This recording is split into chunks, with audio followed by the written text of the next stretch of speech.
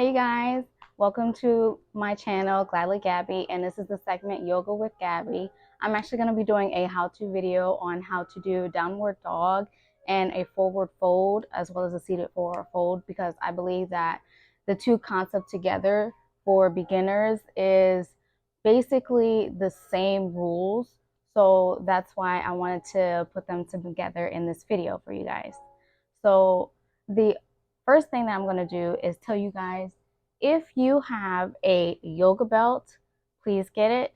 If you don't have a yoga belt, you have a regular belt, please get it. If you don't have a regular belt and you have a towel or a blanket, please get it. If you don't have any, it's totally fine. You don't necessarily need it, but it definitely is an added bonus to have.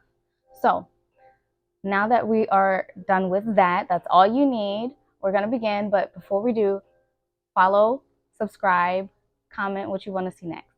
Okay, so next what we're going to do is we are going to go into the seated forward fold first. So for the seated forward for the seated forward fold, the main concept is to one, be with your back straight, right? So you're going to have your back straight, which means that you're going to feel your core. So make sure that you're always having a mental awareness of having your core engaged. And if you can have your feet flat on the ground, perfect. With your toes pointed up towards the ceiling, perfect. If you can't do that, it is totally fine. Guess what? You can bend your knees. It's no biggie. So for a seated forward fold, you are literally just going to be bending forward with your back as straight as possible, as if there is a rod in your back, and you're going to be trying to touch your toes. This, you guys, is a seated forward fold. It may not seem like it because my knees are up, but the more that you practice this, the more that you'll be able to tiptoe your feet further and further along until you can do this. And then, guess what? If you have a belt with you and you want to go like this with your back straight, this is also a forward fold. And the belt actually helps you because no matter what level of yoga you're at, this belt will help you to pull a little bit further than you would have pulled by yourself and help you get deeper into your stretch. So this is a seated forward fold. So that being said, if we get onto our feet, the same concept applies. We are going to have our back straight as we go down. So in this though, you're gonna press your toes into the mat or the ground, wherever you're at. And you're gonna make sure that you are pretending like you are leaning against the wall so that when you go down, you're staying straight. You don't wanna go down with your butt going out. That's not right.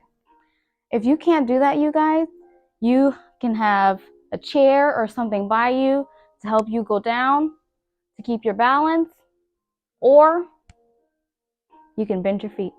Bend your legs.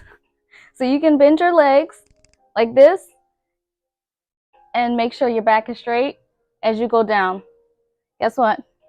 This is a forward fold.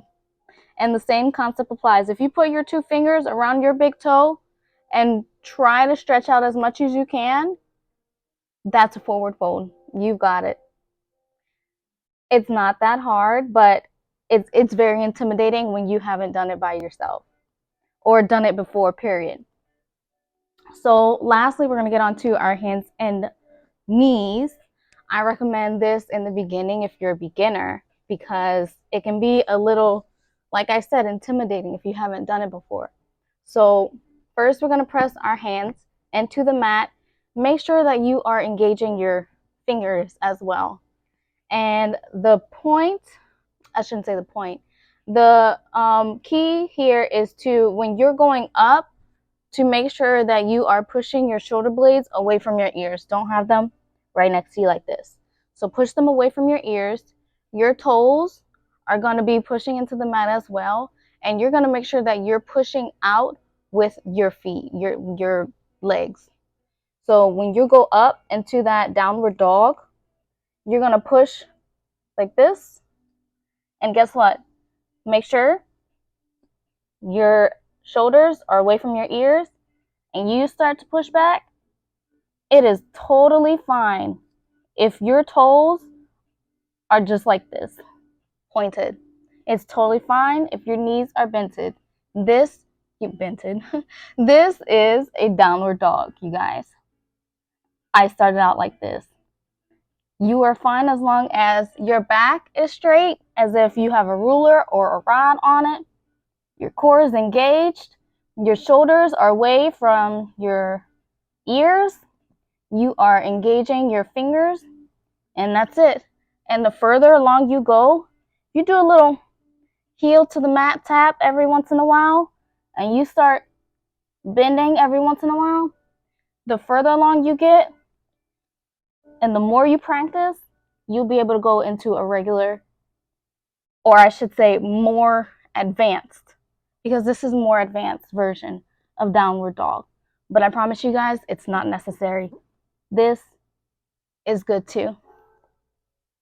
So there you have it. That is the tutorial. Short, simple, sweet. I don't want to waste your time. I hope you guys have a great day. And like I said, subscribe. Let me know what you want to see next. Another how-to video. I know it can be very intimidating, but you guys got it. You got it. So let me know in the comments below. Have a great day. Bye.